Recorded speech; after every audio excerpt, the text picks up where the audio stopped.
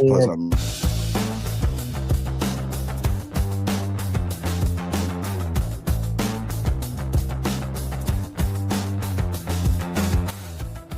Hey everyone, how you doing? This is Amon Green, Green Bay Packers all-time leading rusher, and you're watching Packers Total Access Live, your daily source for Packer content. Go Pack, go!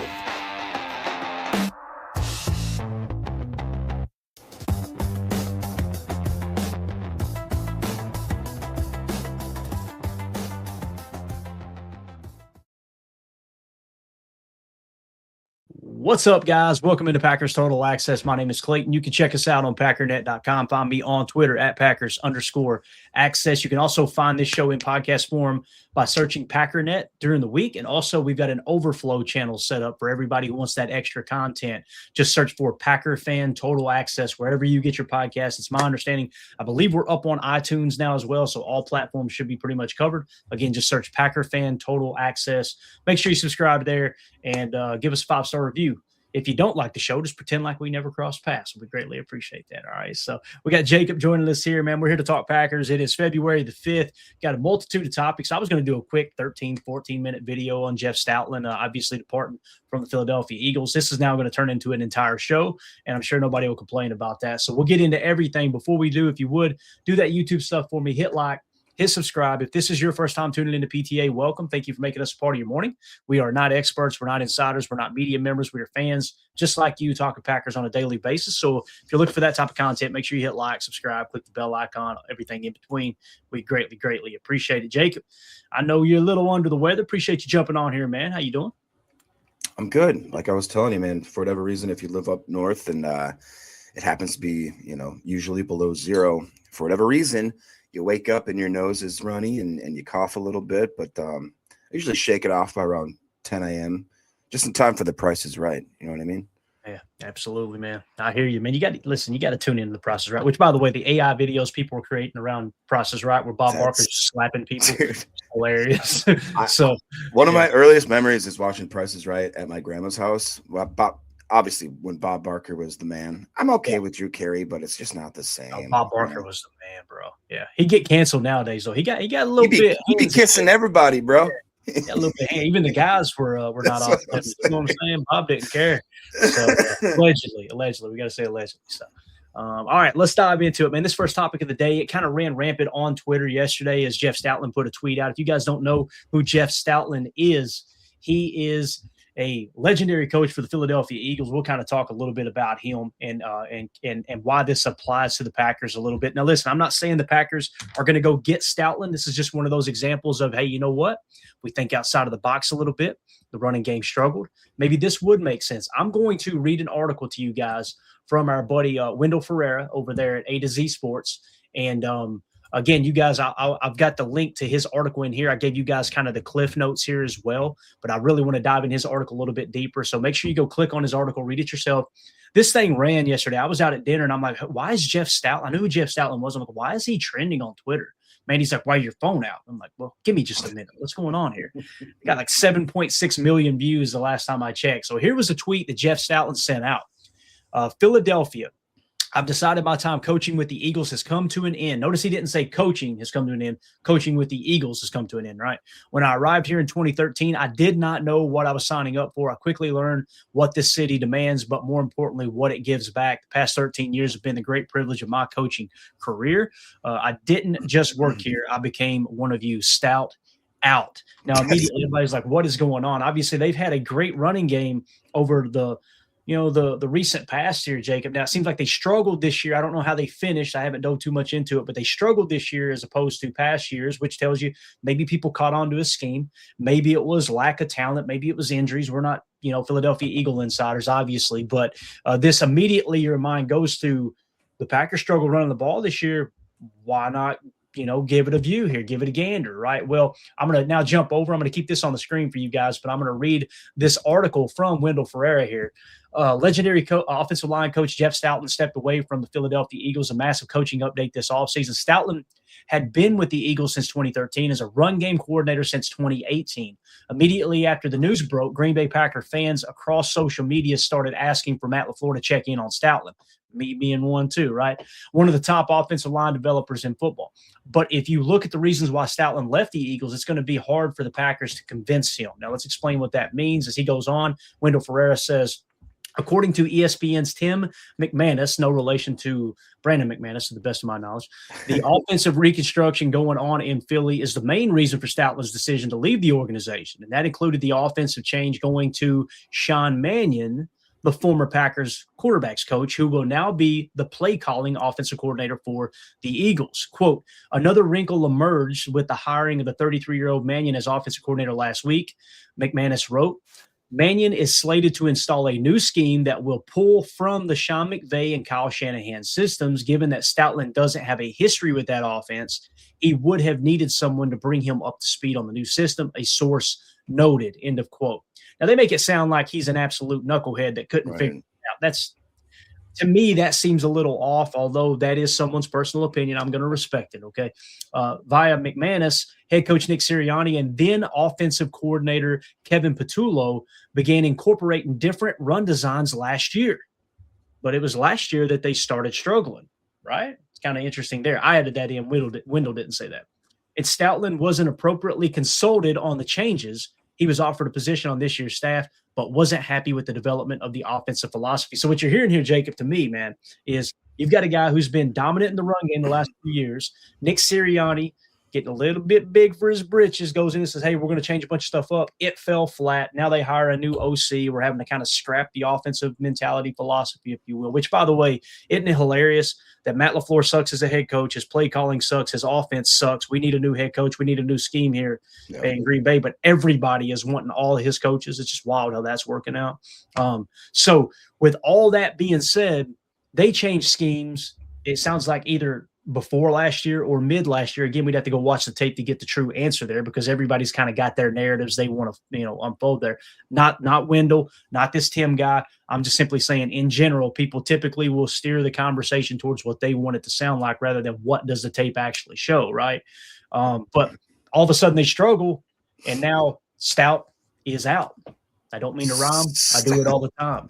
But what do you think, Jacob, on the surface here, man? Would you be okay with bringing somebody like this in? And I understand why Wendell pointed this out, too, in his article, man, that, hey, it's kind of a long shot because if he didn't like what they were installing already, right, then he's probably not going to like Green Bay. Although this was before Mannion was there that they started butting heads, it sounds like. So that gives me, as Dumb and Dumber says, so you're telling me there's a chance. So you're telling me there's a chance. It's intriguing for sure. I think I like what you got to be kidding me says. He goes, I think it would be smart for Matt LaFleur to at least check him out, maybe do a Zoom interview, see if the water's at least warm. You can't argue with the type of success that he had before. Definitely there was a big fall off in the running game in Philly. Saquon is a dog. Everybody knows that. But at the same time, like you said, like somebody else, Nick McSwain, why did he leave the Eagles? Well, it sounds like that's what we just described as maybe just a butting head situation. Anytime that you have a difference of opinion in an organization, especially with someone that's been with the team as long as he had and kind of instilled maybe like what he thought were his, kind of like his resume that should speak for itself sort of thing. I don't think, like you said, by the phrasing of that tweet makes it sound like that he didn't necessarily want to leave, but maybe like he just felt like it was his time just to kind of fade away or whatever. And also it makes me think that he just felt like he wasn't respected, which anytime that anybody in an organization doesn't feel like that they're getting respected, they're going to, I'll take my services elsewhere kind of thing. All of us are like that, right, Jacob? Like I'm going through it right now, my guy. Respect is like so important, especially to guys. Like women, women respect is important too. Don't get me wrong, but with guys, we got a horrible ego. We got this thing that's called and women seem to keep it in check a lot better than us, obviously. But with guys, it's like, hold up a minute, man.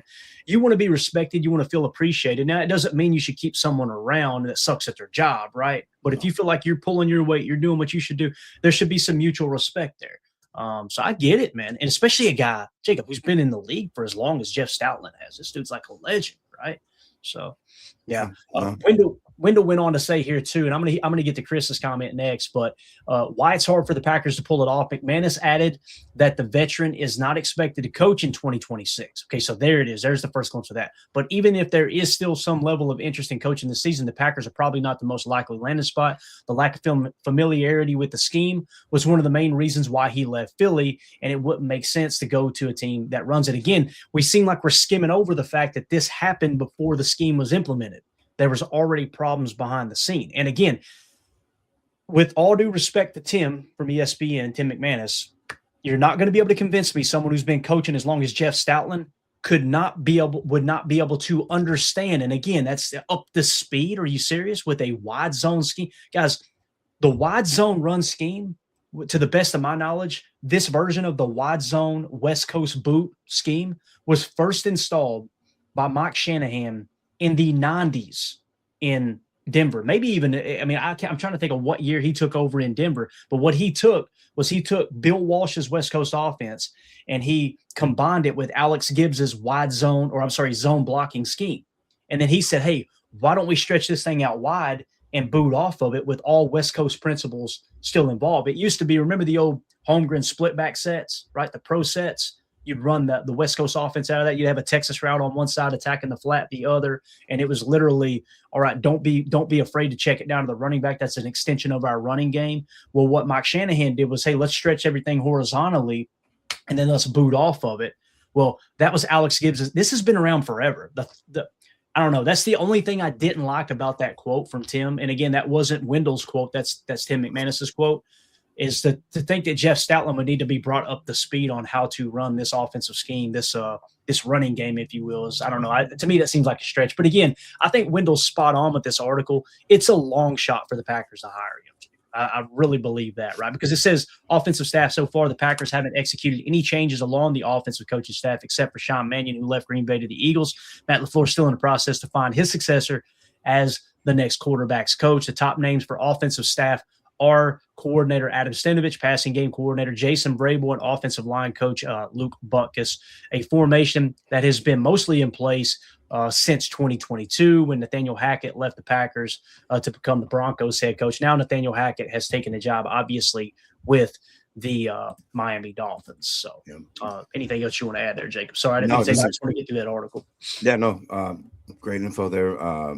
In case you're wondering how far back that scheme goes, Shanahan started in 95, was with the head coach of Denver all the way to 2008. And he was actually with Denver before that as a wide receivers coach and offensive coordinator back as far as 84. So, yeah, got it. And just so everybody knows, we are going to do a mailbag at the very end. We got some questions in our Patreon group. If it's off topic and you got a question, a super chat, fire it in here and we'll save it for the end. I'll try to grab a few questions in between too. Chris N says, pay Stoutland whatever Steno and Butkus gets paid, fire them and call it a dizzy. So interesting spelling.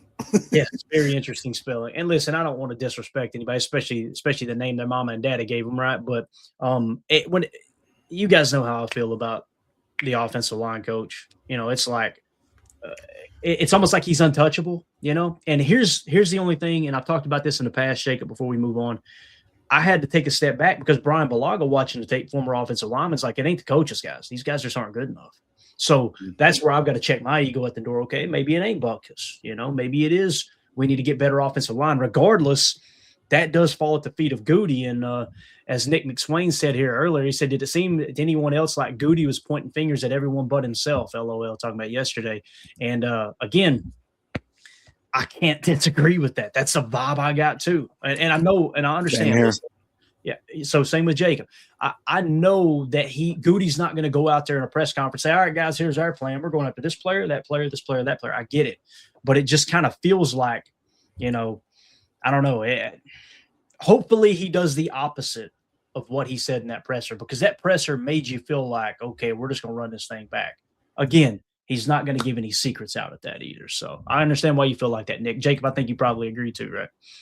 I do. Yeah. There was just certain comments where it was just kind of felt like, oh, you thought that you did a great last season was a great success. Okay. And then, yeah, just like you said, there's not a lot of accountability to the point where it almost felt like golly, are we just sitting here just pretending that there wasn't the thing that kind of raised me into a little bit of hell was when he talked about how we focused on special teams more than ever in the last 5 years. Remember when he said that?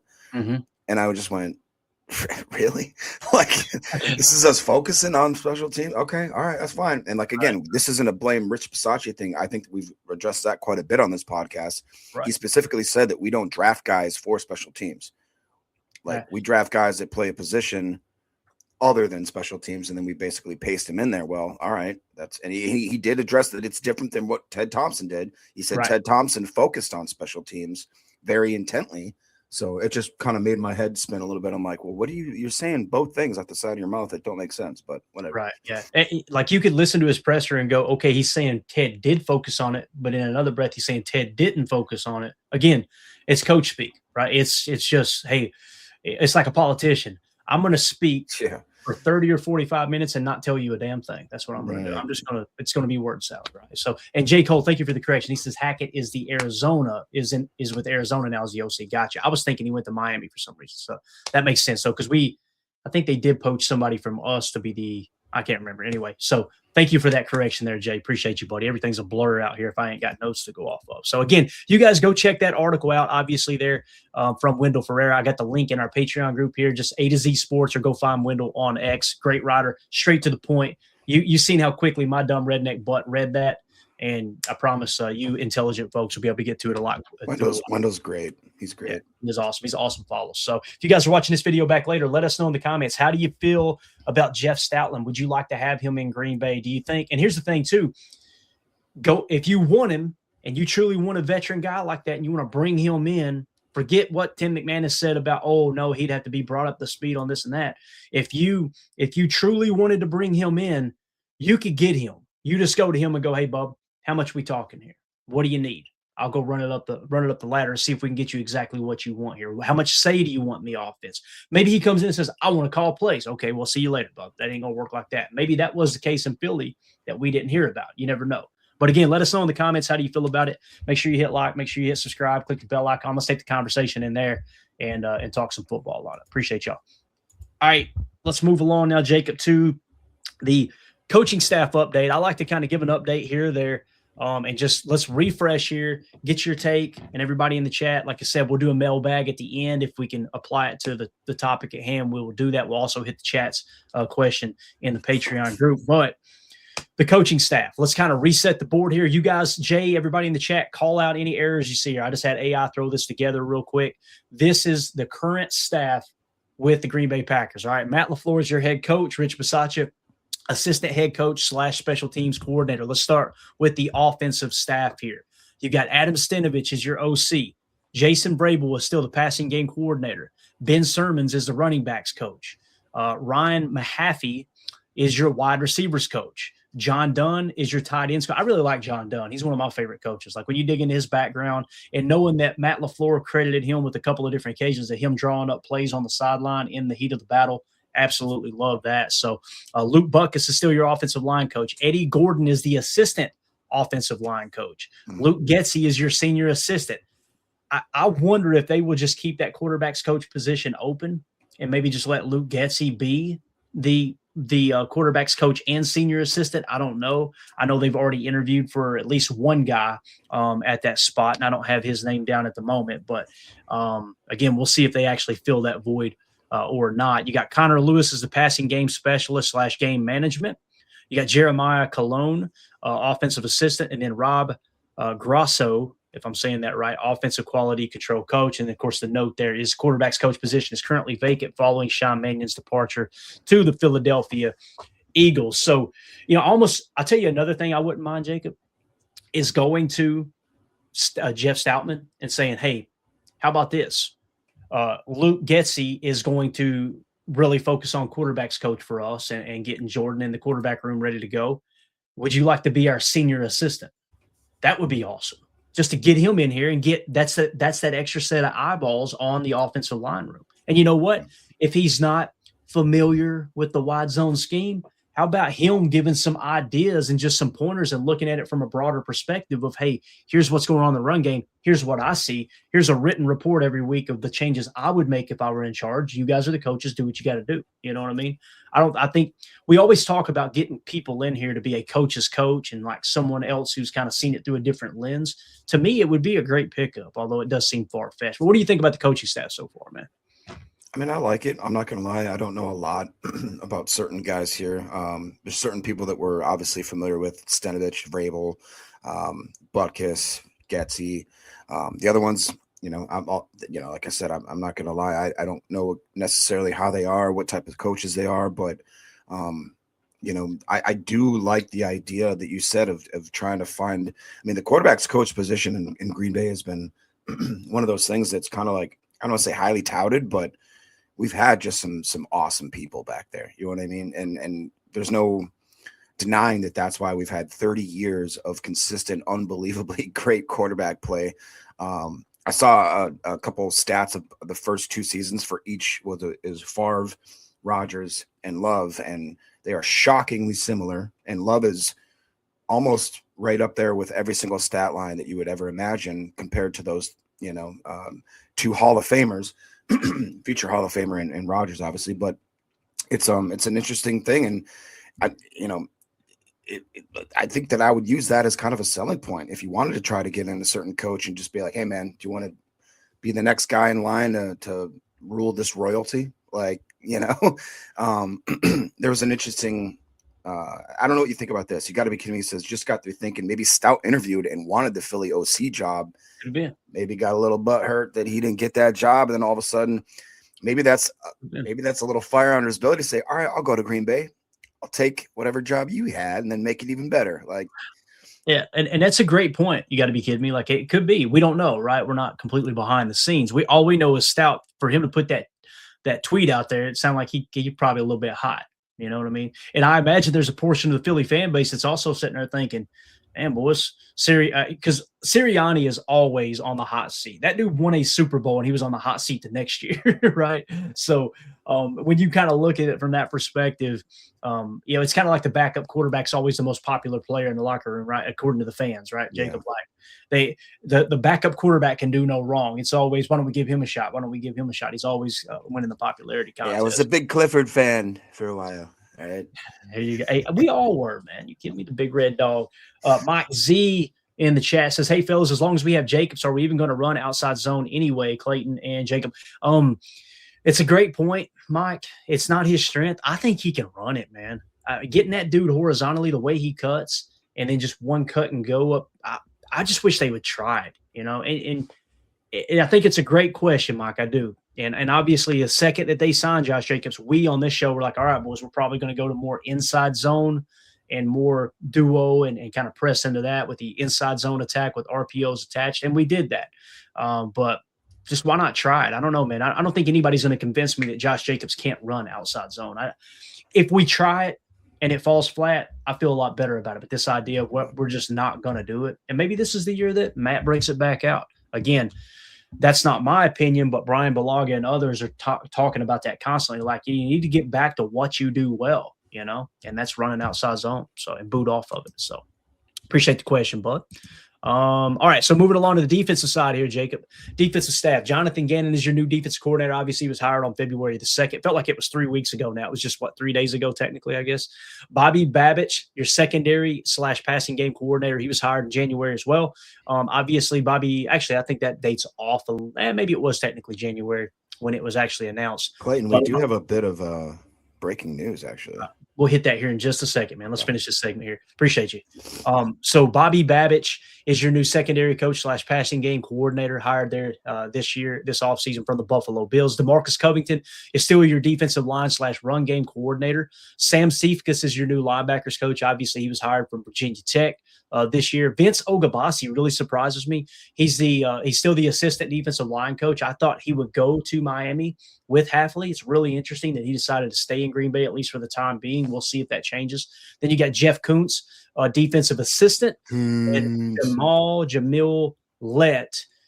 Kuntz, defensive quality control there with Coach Lett. So there's your defensive coaching staff. How do you feel about how the defensive coaching staff is shaping up. I really do. I like it. I wish we could have kept Derek Ansley, but I know this.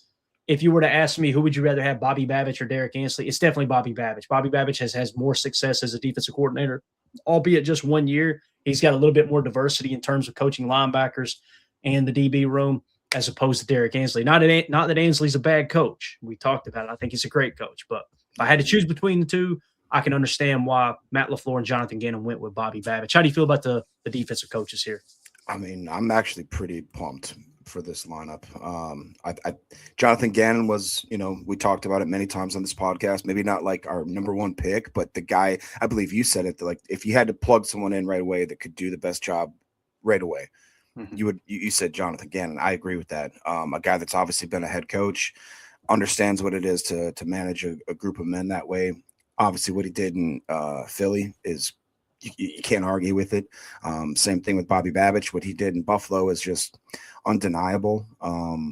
Same thing too. Like I love Covington, love Mr. Olgabasi, and surprised that he didn't honestly go over with Jeff in Miami, because it seems like they were poaching quite a bit, and that hopefully it means that we see the type of coach that he can be, and then maybe hopefully we give him a little more incentive to stay there.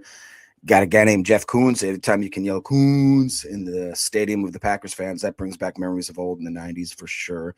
So yeah, I'm very, very excited about what that could mean and what that could unlock. I mean, any defensive coach that's going to be coming into Green Bay next year has to understand that they've got a couple absolute gems. Obviously Micah Parsons, when he's healthy, guys like Cooper, the whole safety room, you know what I mean? Like they have to be kind of licking their chops, being like, where do I put these guys? What kind of chess pieces am I going to put out there? So I'm excited to see what's going to happen with that group. Yeah, go ahead and read those special teams coaches off too for me while I put something together for that breaking news you were talking about. Sure. You don't mind, yeah, special teams / strength and conditioning, which probably is a hot topic for a lot of Packers fans here. We got Byron Storer, the assistant special teams coach, Corey Harkey, special teams quality control, Aaron Hill, the strength and conditioning coordinator, Marcus Jones, who's the strength and conditioning assistant, Ben Schumacher, strength and conditioning assistant. So another one, Todd Hunt, strength and conditioning assistant, and then Dwight Schrute, assistant to the regional manager. You got to have the White Schrute on staff. Kidding me. He would run it like an iron fist, man. So essentially what we've got here is the special teams staff is pretty much just staying in place, right? I mean, I haven't seen not one change or addition or anything. Have you? So, I don't know. Like I said, certain Packer fans probably are like, well, what the hell? Why? Like, why are we not shaking that room up? If you look back again at that Goody press conference, he said that that they're spending a lot of time and effort in the special teams area, which again makes a lot of Packers kind of roll their eyes. He did talk about how Mr. McManus had made, I think it was something like 32, 33 straight. Didn't expect him to miss a couple kicks, which is, and we can't sit here and that's a player thing, right? That's not like the coaches aren't out there being like, I want you to miss this one. So we do have to kind of. Yeah, I was going to say, Jay, that's the other thing too, is like they didn't give Bisaccia any credit when McManus went on that tear. It's just, that's McManus. Well, but when McManus starts missing, now it's on Bisaccia again, right? And again, man, nobody expected it. I expected him to go back to 85%. Like I told everybody, don't expect him to kick over 90% this year. I'm trying to set reasonable expectations for myself as a fan. And then lo and behold, he dips all the way down to like 80. I'm like, oh man, we can't be doing that. I mean, you've seen the kicks he missed too, right? So yeah, tough. So anyway, there is your update on the coaching staff, just to kind of reset the board and everything there. If you guys are watching this back later, let us know in the comments. How do you feel about the coaching staff? Do you want changes at the special teams coaching room? Do you think it's more of a roster thing? Let us know how you feel about it. Let's take the conversation into the comments. Make sure you hit like, subscribe, click the bell icon so you don't miss out on any future live streams. Now, Jacob, we got some breaking news, and I want to credit our guy Nick McSwain here, breaking the news on the spot. Let's go. The Packers have actually made a hire. All right. So here we go. Let's dive into it. The breaking news from Matt Zenitz, who's been all over these Packers hires. I don't know if you guys noticed that, but this dude has just been lights out reporting on all this. So the Packers are hiring Penn State's Noah Pauley as wide receivers coach. Sources tell CBS Sports. Rising star who interviewed for the 49ers OC job last year. Very interesting. Has developed future top three round draft picks like Jaden Higgins, Jalen Noel, and current Packer Christian Watson. So love this. The fact that here's a guy that at Iowa State, we were talking about, you remember when we were talking about Jaden Higgins and we were talking about Jalen Noel, like who is their wide receiver coach? We talked about that on the show because that dude he is churning out some NFL level prospects. This is really exciting. So if he jumps in as wide receivers coach, and I know we already dropped that down off of the Patreon page, but I'm going to pull it back up. Let's see how this could potentially change things here. And Jacob, what's your initial thoughts? Because I know you were heavy into the draft process with us last year. Obviously, we talked about Jaden Higgins, Jalen Noel all the time, and then the fact that he's got ties to Christian Watson a little bit earlier as well is pretty cool. Yeah, I mean, it is very, very interesting. I think Jaden Higgins was, Tim's draft crush for sure. I also kind of mirrored that, and it's an interesting guy because I believe they're both kind of that same type of frame, 6'4", 6'5", just long, really, really good athletic guys, same as Christian Watson. And I believe it's called Jalen Noel is what we've been corrected. But yeah, anyways, both of them went to the Texans, I believe. And they just, there was something about them that when scouts looked at them, they said they were kind of polished. They were NFL ready as rookies, which is something that you don't always get. You know, we've had a lot of different players in our years that when we draft them, they said, well, they're really good at this, but they lack this kind of thing. I feel like he's the type of coach that's getting these guys absolutely just ready to go from day one, which nowadays when you draft a wide receiver in the NFL, it's almost like you expect them to be able to be plug and play, which was not the case back in the day. And if you have a coach that's able to develop and get these guys ready for, like I said, when they draft them, they're ready to go, put them in your starting lineup.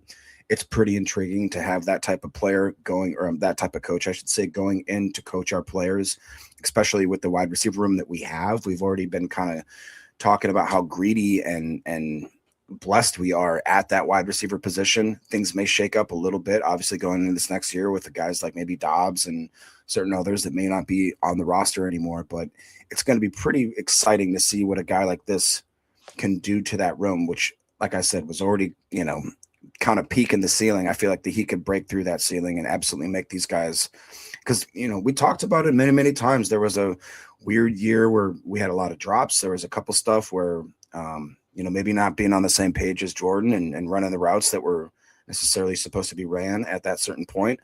If you get a guy in here that absolutely knows how to just hotwire wide receivers' minds, let's go, dude. It's going to be fun. Yeah, Chad Inc. The chat says, Coach Klein, I was with Mama and Coach Klein at the same time last night. Oh, you are a bad boy. Remember that on The Water Boy? Come on, guys. I know you know what I'm talking about. Yeah.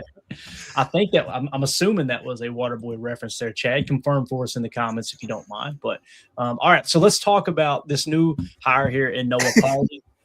Was I correct, Jacob, or not? I'm just thinking about the Water Boy and laughing. All right. So Noah Pauley is a highly regarded wide receiver coach known for his elite development of talent. On February 4, 2026, reports confirmed that Pauley is leaving his newly accepted position at Penn State to join the Green Bay Packers coaching staff as a wide receivers coach. This move reunites him with his former standout pupil, Christian Watson. Below's a chronological breakdown. All right, so here we go. Playing career. He played football from 2007 to 2010. He was a reliable 4-year starter and key contributor to one of the most successful runs in Division II history. All right, college, he played at the University of Minnesota, Duluth.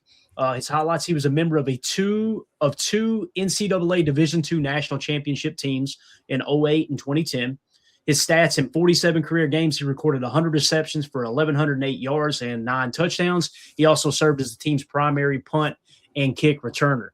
Injury note, his playing career ended on a bittersweet note when he suffered a season-ending injury in 2010 quarterfinals, forcing him to watch the national championship victory from the sidelines. High school, he was a 3-sport star at Duluth Central High School in Minnesota. Now, coaching, quickly went through the coaching ranks there. Collegiately from 2011 to 2025. Pauley's rise through the college ranks features multiple national championships and a National Coach of the Year honor. Minnesota Duluth from 2011 to 2014, began as a student assistant before serving as a graduate assistant in 2013, 2014. He stayed on there from 26 to 2018, returned to his alma mater as the offensive coordinator and wide receivers coach. In 2016, his offense averaged 45.1 points per game. North Dakota State, so he moves on to North Dakota State from 2019 to 2022. Obviously, he served as a wide receivers coach.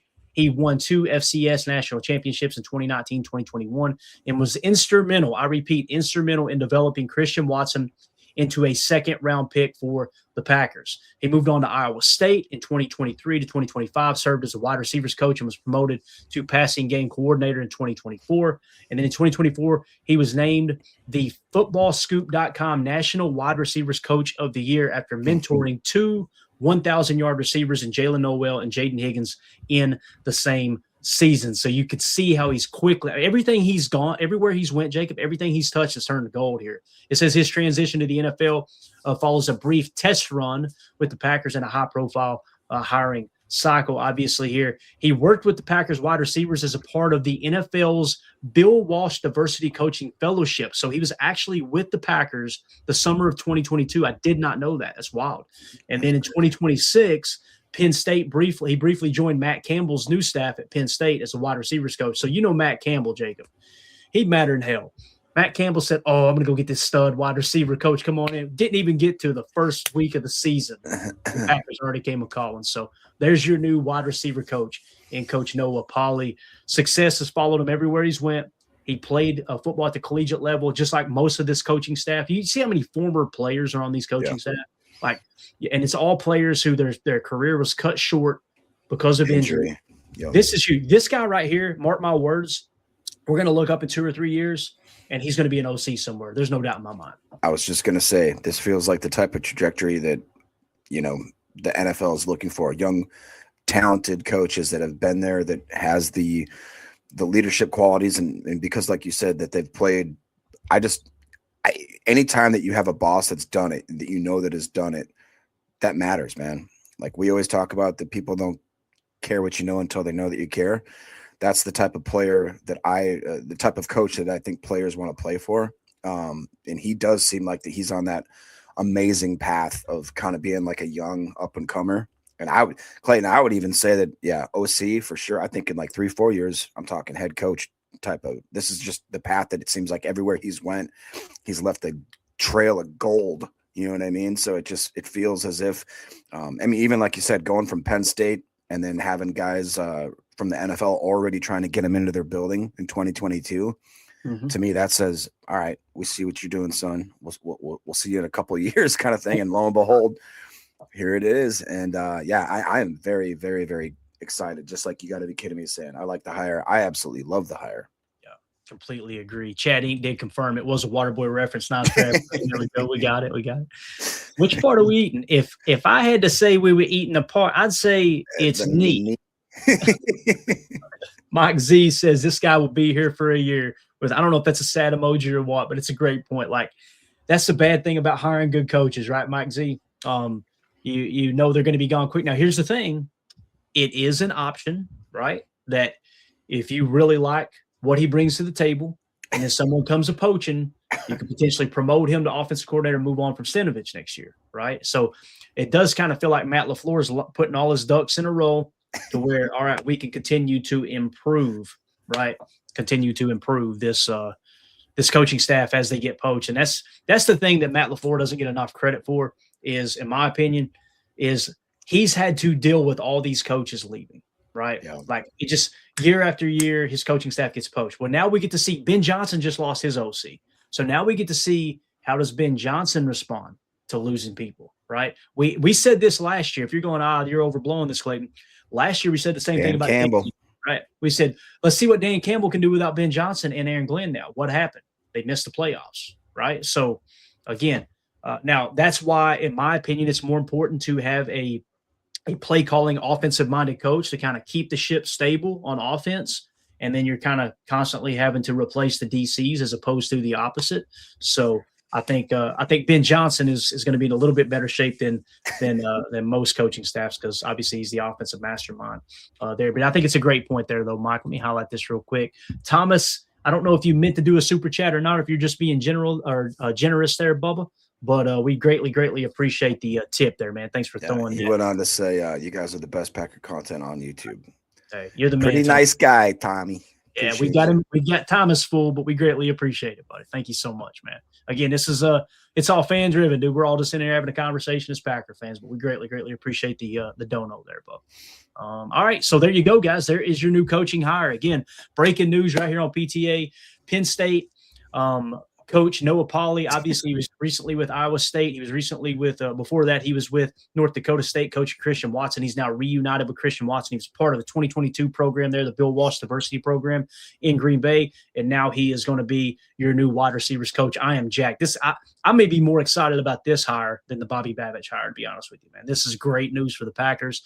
Look, what's he going to do with Jaden Reed, right? What's he going to do with Matthew Golden, right? This is good stuff. So if you guys are watching this back later, let us know in the comments. How do you feel about this hire? Do you agree with it? Do you think this is Matt putting him in a position that maybe he could potentially be the offensive coordinator here in the near future? Ooh. You know, we'll see as time tells. Again, and I do want to reach out and give our condolences to the Penn State program. Sorry. You had him for like 10 minutes and the Packers came to call him. Is what it is, man. So let us know in the comments. How do you feel about the hire? Make sure you hit like, subscribe, click the bell icon so you catch all the content moving forward. All right, Jacob, we did not expect that. Thank you for breaking that, though, man. You're the man. You and Nick McSwain. Greatly appreciate it. Was Nick, wasn't me. Just reading some chats. And again, dude, that's why I love what we do here, man. Again, everybody just running through information in the chat. Notice nobody's in here arguing. It's just awesome. Absolutely awesome. Sharing Waterboy references. Exactly. Let's do a quick little mailbag here real quick, if that's all right with you guys. This is something I want to start incorporating at the end of the show if we can. And again, if you're a part of the Patreon group, we want to make sure that we include you guys as much as possible. If you guys want to join the Patreon group, this is just an extra added feature. Thanks, Nick on Reddit over there. He's a Reddit sleuth. I love it. Love it. Yeah, if you want to join our Patreon group, patreon.com/Packer Fan Total Access, $3 get you access to everything. That's if you want to support the show extra. Understand, guys, that's the show will always be free here on YouTube, podcast, all that good stuff. But that's just for folks that, hey, I want to be a part of the community in there, the chats, all that good stuff. We have we had 2 fantasy football leagues this year. Jacob Ram won, and I got my butt kicked. There you go. And then we've also got the draft board, everything in between. So this is just an extra perk for anyone who's over there. So this first one is going to lead to a quick scouting report, if that's all right with you guys. And that is a question from Johnny B. Johnny B says, any thoughts on tight end Miles Kitselman out of Tennessee? I know he was injured, but not a lot of details about that. Seems to be a great blocker. He can block, can play from backfield, and isn't a bad receiver, maybe a 7th-round flyer. So I am just about an hour to an hour and a half north of Knoxville. I know about Miles Kitselman a lot, and I'll go ahead and give you guys – we put a scouting report up. Let me drop this down, and then we'll come back to that other question from Mike Z in there. We'll just go ahead and fire this off if that's all right with you, Jacob. Miles Kitselman, he's a guy that I like a lot from Tennessee. Again, he's going to be a late-round pick most likely. He was a team captain. Now, anybody who doesn't know the structure of Tennessee's what they call – what is it? The leadership council, if you will. They have a collection of captains, and really what happens is Josh Heupel lets them kind of police themselves. It's really cool. Like, for instance, Boo Carter got into a lot of stuff in the offseason, wasn't training right, wasn't whatever. Literally, Josh Heupel said, y'all are the leadership council, handle it. They came together. Miles Kitselman is like the guy on that council. So he was a team captain. He's one of those dudes. Now, listen, that doesn't mean he's going to be a great NFL player. I just want to say that's the first thing that sticks out to me about Miles Kitselman, listening to sports talk here in Tennessee and more specifically in East Tennessee. So here's his scouting report. Just real quick, obviously played tight end for the Tennessee Volunteers. He was a 5th-year senior, 6'5", 256, a native out of Linden, Kansas. Kitselman's career followed a true journeyman's path. He began at Hutchinson Community College before spending 2 years as a reserve at Alabama. He transferred to Tennessee in 2024, where he immediately beat out higher-rated recruits to become the Vols' primary starter. Over 2 seasons in Knoxville, he became a blue-collar anchor for one of the SEC's top rushing offenses and a trusted veteran leader on Josh Heupel's leadership council. There it is. That's exactly what I was talking about. Physical profile and athleticism, prototypical size. Kitselman possesses the classic NFL frame for an inline tight end, that true Y attached, think Tucker Kraft type build. At 6'5" to over 250, he has the bulk to handle the physical demands of blocking in the trenches. Vertical threat potential, while primarily known for his blocking, he has shown sneaky athleticism and long strides that allow him to cover ground quickly and win vertically over the middle. That's something that Greg Cosell talks about, is stride length that gets neglected when it comes to like combine numbers, things like that, right? Catch radius, he has notably long arms and strong hands, creating a wide catch radius and allows him to haul in passes even with defenders draped over him, all right? Technical skills, an elite inline blocker. Kitselman is widely regarded as one of the best blocking tight ends in the 2026 class. He plays with a strong anchor and a punishing mentality, serving as a key catalyst for Tennessee's record-breaking ground game. Reliable hands. Prior to the 2025 season, Kitselman famously went his entire career without a single dropped pass. While his drop rate fluctuated slightly in his final year, he remains a very sure-handed target in critical situations. Red zone utility. He has a natural feel for finding soft spots in the end zone. He recorded 6 receiving touchdowns and 1 rushing touchdown during his 2 years at Tennessee, often being used as a lead blocker for a quote, heavy fullback and goal line packages. That kind of sounds like your Fitzpatricks, your Wileys, right? Areas for improvement, separation at the break. So at the top of the stem, he is more of a lumbering athlete than a twitchy one. He may struggle to create consistent horizontal separation against NFL level man coverage. Yards after the catch, while he is physical after the catch, he isn't a make you miss type of player. He projects more of a catch and fall forward target rather than a home run threat. Consistency in 2025, some evaluators noted a slight dip in his overall PFF grades during his final season, particularly as he battled through late season leg injury. So his 2026 draft projection is early day 3, rounds 5 to 6. I've seen some, like the question that was asked in here said maybe a 7th round pick. If he falls to the 7th, great value there, I would imagine. His value as a ready-made blocker and special teams contributor, we could use that, right? Gives him a very high floor for teams looking for a traditional Y tight end. Pro comparison, Ben Sims of the Packers, Jack Stoll. So that's wild. Key stats at Tennessee's his career at Tennessee: 48 receptions, 551 yards, 6 receiving touchdowns, and 1 rushing touchdown. Injury history. November 2025, he suffered a leg injury in the third quarter against New Mexico State after a collision with a teammate near the goal line.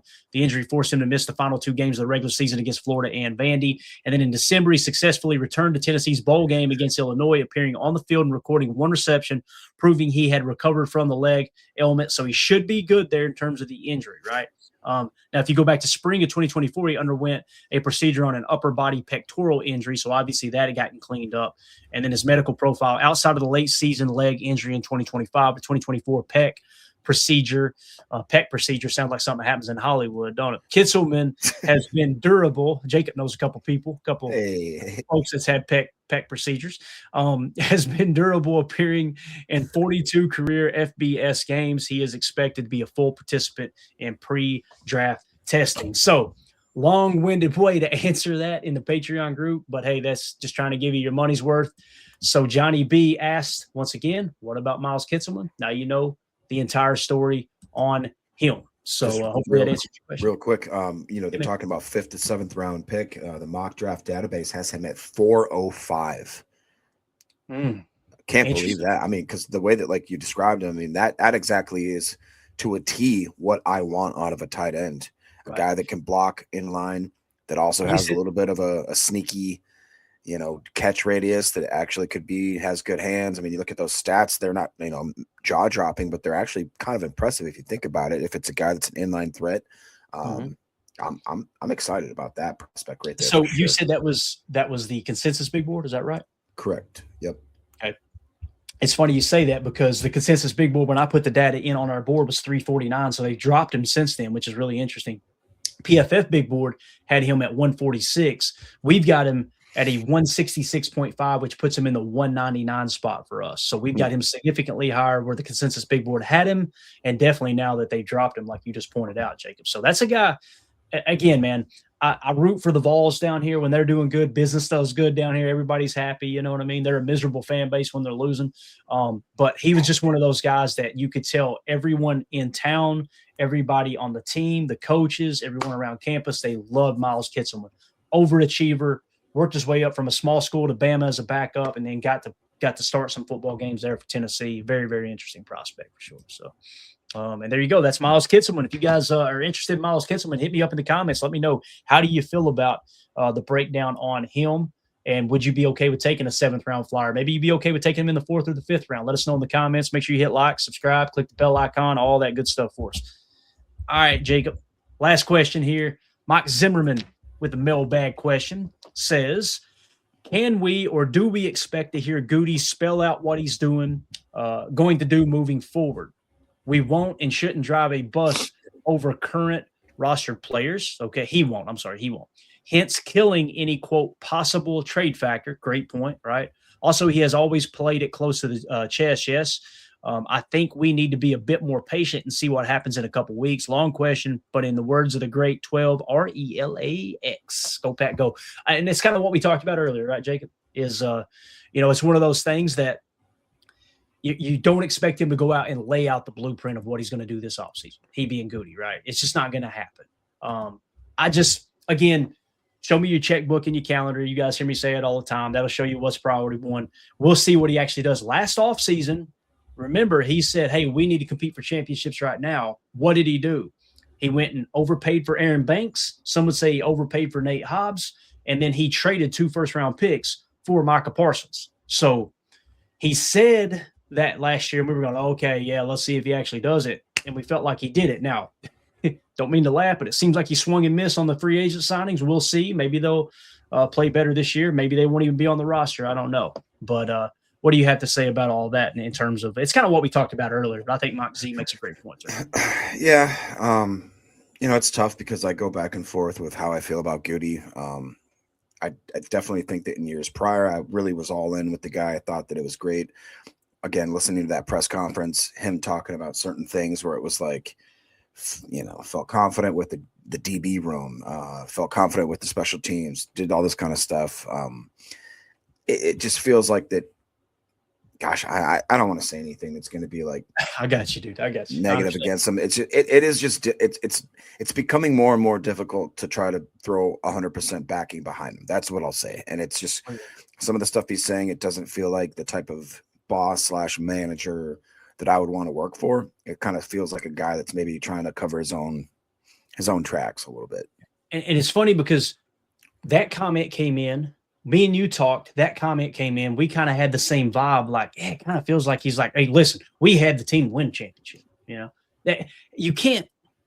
Here's where and again, we're considered a positive podcast, right? People look at us like we're not doom and gloom podcast. So I'm not trying to rake Goody over the coals. I'm not trying to say Goody can't lead us to a Super Bowl in terms of the general manager position. But you ask the players, right, to give everything they've got, and you don't want a player to be complacent.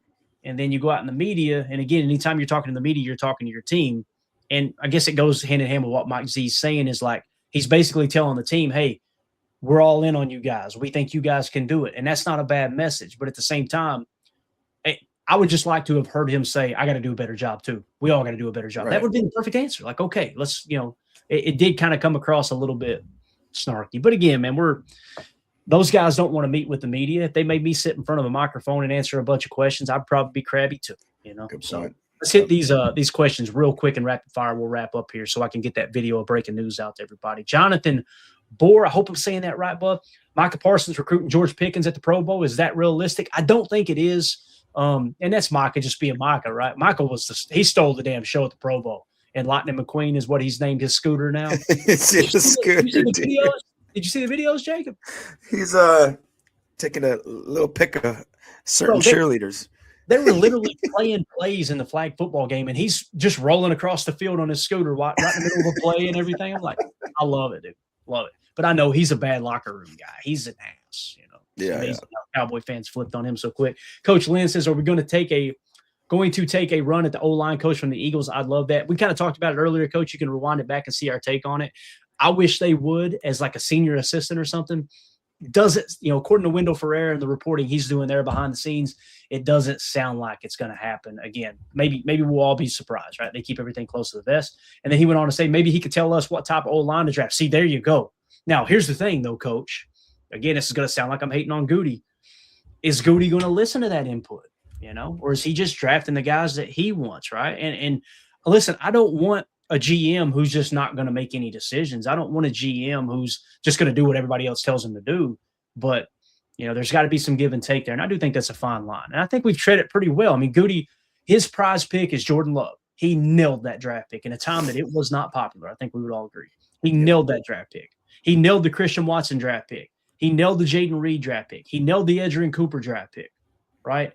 Now, there's a bunch of misses in between too, but that's across the entire league. All GMs miss. So I'm trying to give him some grace too. But yeah, Coach, that would be awesome to have it. Again, imagine him just as a senior assistant giving – every time I hear senior assistant, I think of senior assistant living. And I'm thinking like he's in an old folks home somewhere. You know what I mean? Feeding him Jello. Yeah, right. But just having that extra eyes is important.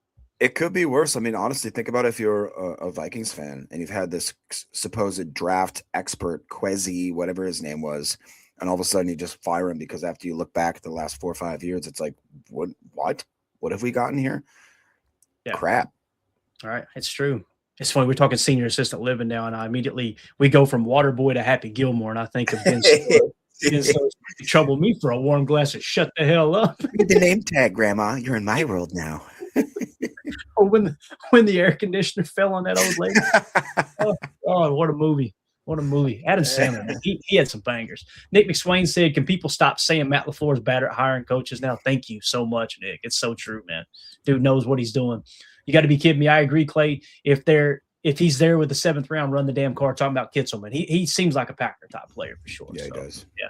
All right, cool deal. And then Thomas, again, after the generous dono, became a member here on YouTube. Thank you so much, Thomas. Appreciate you, buddy. You're too kind, man. Thank you. All right, Jacob, anything else you want to hit before we wrap up, man? Anything at all? No. Man, now I got to go watch a bunch of Adam Sandler movies all day. That's almost I've watched Happy Gilmore once, and we started the second time. Happy Gilmore 2, I'm sorry. We watched it. I'm liking it the second time through, like even more. So I think it's one of those that it's gonna I loved it, dude. The ending's a little stupid, but I thought it was great. All the callbacks. I thought it was great. I had to ask Mandy, like, what happened? Why is she dead? He went, yeah, he hit her with a golf ball. I was like, damn, okay, we need to go back to watch. That's great though, man. But anyway, that's it, guys. We're gonna wrap it up. Appreciate everybody hanging out with us. Make sure do us a big favor. I know we got a bunch of people in here watching. Hit that like button. Also, if you're watching on X, hop over to YouTube, sub to the channel. You can actually see the YouTube comments when you watch on YouTube, and you can be kind of interactive there with everybody and just join the conversation there. But hit like, subscribe, click the bell icon so you don't miss out on the future content. We greatly appreciate everybody jumping in here talking ball. I'm gonna go get this breaking news video edited out so everybody can kind of see it right at the top and get that information about the new coaching hire there with Coach Pauly. So, Jacob, appreciate you jumping in, man. Yes, sir. All right, everybody have a great day. We'll see you here shortly. My name's Clayton. That's Jacob. This is PTA. Go Pack, go. Here we go. We out. Bye, guys.